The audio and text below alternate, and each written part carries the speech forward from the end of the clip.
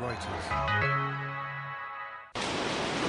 The town of Labutta in Myanmar's Irrawaddy Delta has suffered some of the worst damage and losses of life after Cyclone Nargis ripped through the region. Now, more than 1 week later, evidence of the powerful storm is still clearly visible. Here, a third of patients seen by medics have laceration wounds on their backs from the stinging rain and debris whipped up by winds of 190 kilometres per hour.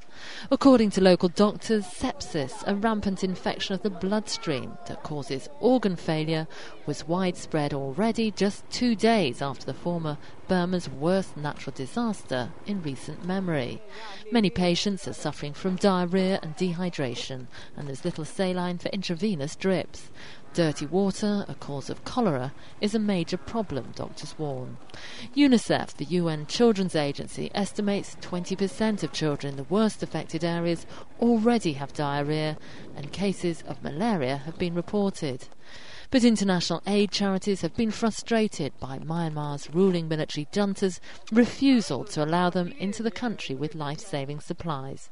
Oxfam and World Vision warn that more than 1.5 million people in Myanmar are at risk of death if aid efforts cannot reach cyclone victims in the coming weeks or months. We're afraid that there's a real potential risk of massive public health catastrophe waiting to happen in Myanmar.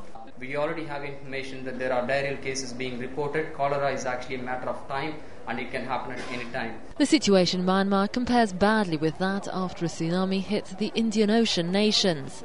Foreign aid groups had almost immediate access to the disaster areas and provided food, clean water, sanitation and primary health care to more than 1.5 million displaced people. That quick response helped to prevent a much-feared second wave of deaths from epidemics. But the generals continue to resist an influx of foreign workers and equipment such as helicopters and boats to get the aid down to the disaster areas quickly.